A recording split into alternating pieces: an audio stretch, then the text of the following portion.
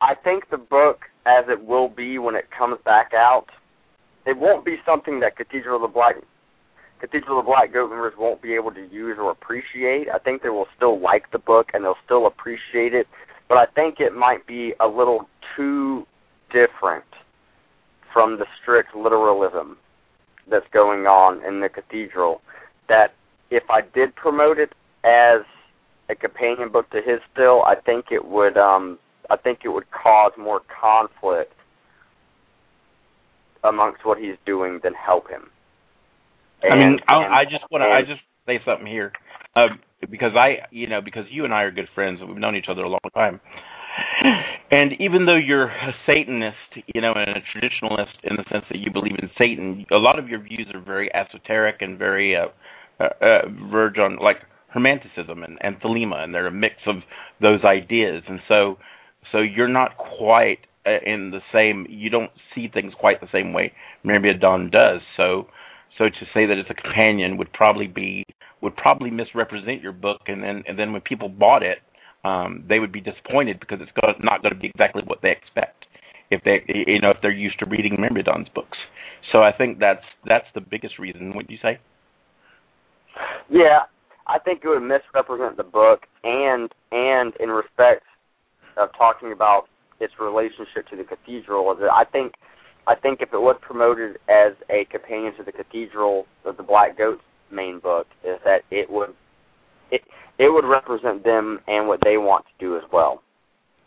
I just don't think I think promoting it still as a companion to theirs, of how it's going to be so different now, I don't think it would be good for either of us. And it's not.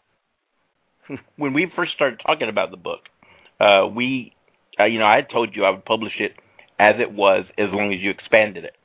And that includes the references to Cathedral and stuff like that. So there wasn't. It's not something that's done out of animosity towards any tradition at all. It's not that kind of thing. It's more of a. You've kind of moved on and developed as an occultist, and you've kind of went in different directions, and I haven't done an audio file in years, about a year or two, and people might occasionally hear an old audio file and they think I'm the same person I've always been. And even me, even though I'm a traditionalist, I've become more into hermeneutics and stuff like that. So my views have altered quite a bit. So sometimes people get a snapshot of who we were and they think we're still that person. And they don't take into account that people's views grow and change. And I think that's what's happened with you. And I think if you didn't express yourself and say what you're saying, people would be confused. Yeah. That's because, it's like, for example, there's that Christian book now that mentions me and my coven, and it mentions you, Nero. It mentions you, and if I'm not mistaken, it mentions Myrmidon, and it's called Kingdom of the Occult. It's this Christian book that I've seen online, and I've read excerpts from it. It mentions all of us, and I'm pretty sure it mentions Myrmidon and Diane Bear and people. And one thing I could tell is that how much people don't really know about me is I saw what it talked about me in that book. It said that I lead a group that is claiming to be a revival of Middle Eastern Yazidic devil worship, which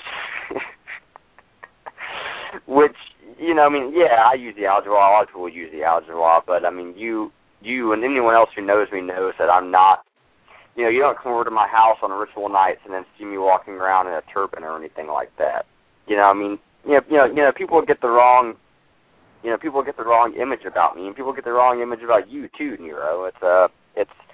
But I think a lot of the blame is, as far as people getting the wrong idea about us, I think a lot of it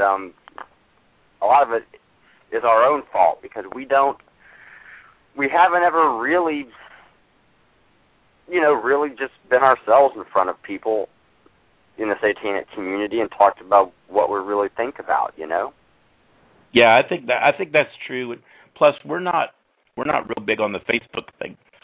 We've gotten a lot more involved in the Facebook social media stuff because of this show. But honestly, we don't we don't hang out on Facebook a lot and talk to people. I mean, one of the reasons I'm creating a page for myself, like a public Satanism page, is because I have people that are friending me on my private profile, but I don't talk about anything on my private profile because I don't talk about my family. I don't really talk about my friends. All I do is put music videos up, so it's kind of boring for the people that subscribe, you know, and I feel bad for them because they're subscribing expecting, I don't know what they're expecting, but they don't get it.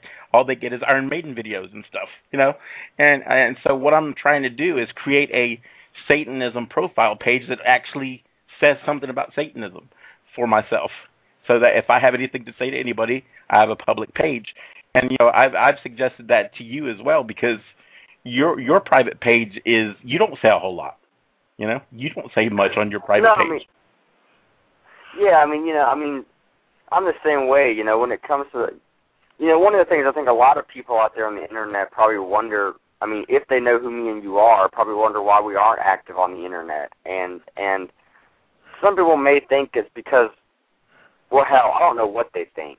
I'm not even going to guess about what they think, but I can just say the honest truth right now. The thing is for you guys listening, if you are someone who's wondering why we aren't active on the internet, I don't want to sound like an asshole, but the thing is, you know,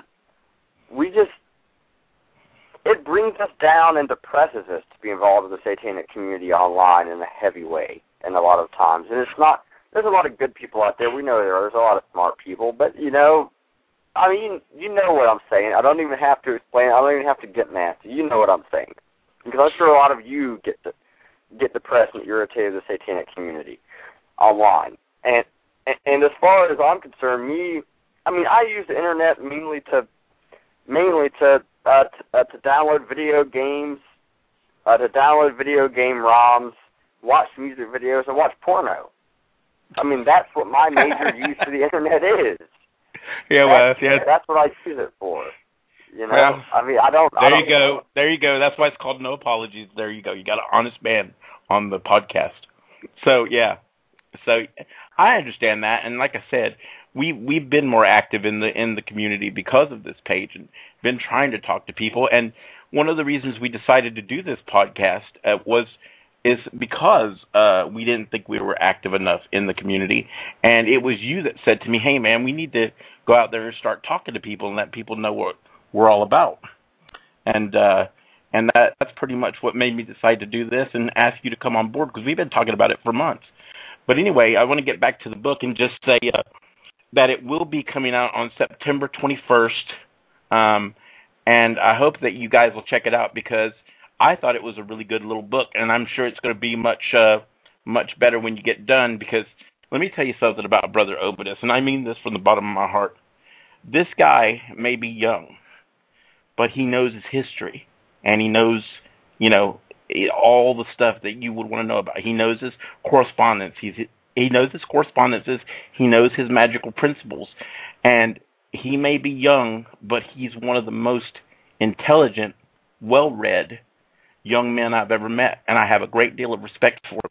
And if you know anything about me, I don't just talk to just anybody, because I have pretty high standards for the type of people I hang around with, and this guy is very impressive as a magician and as an individual and as a friend. And I just want y'all to know that I really hope y'all go out and buy this book, because it's well worth the read.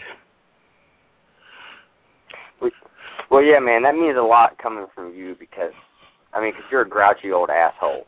And for you to say that about somebody, it means a lot. It means a lot to hear that coming from someone like you especially. So, yeah, I appreciate it.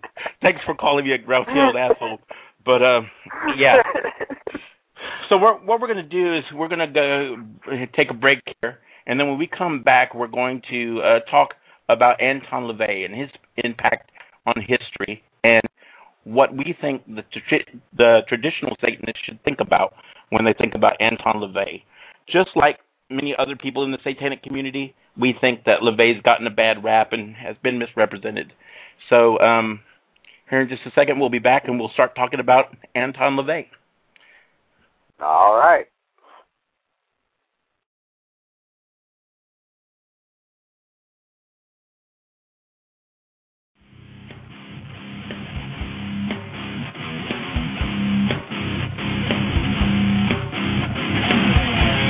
Hey y'all, thanks for listening to our little Satanism podcast here.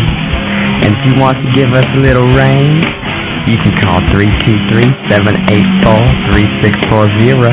But oh no, you don't want to give a call? Well, you can give a text or a voicemail, 361-356-7168. Don't be a stranger, y'all.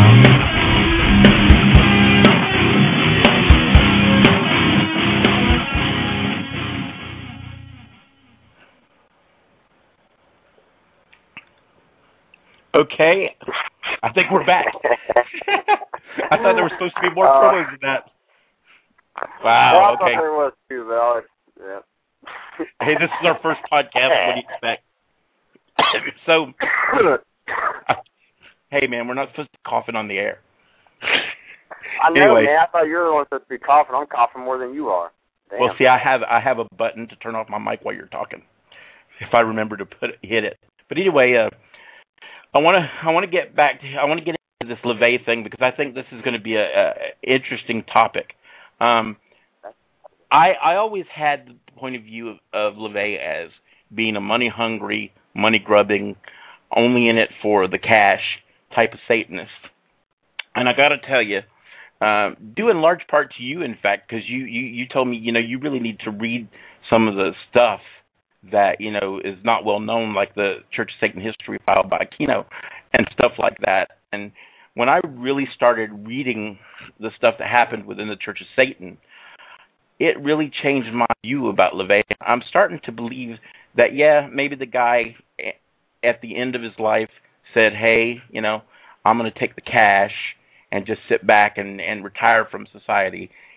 Maybe he did do that. I think it was due in large part to the fact that he really got tired of people. Because you got to think about it. As big as he was, and as popular as he was, and as well known as he became, he must have gotten tired of dealing with all the stuff that any of us who've been in a coven have dealt with. The people harassing you, the people giving you a hard time. Anybody who's been a public figure understands that. And LaVey was bigger than any of us will ever be. I mean, the guy is the face of modern day Satanism. And so I think that pressure eventually built up on him, and he just basically said, I really don't like people anyway, so I'll just, retire and collect my check, and that's what I'm going to do. But I don't think it was because he didn't care about Satanism. I think it's just because he got tired of dealing with all the drama.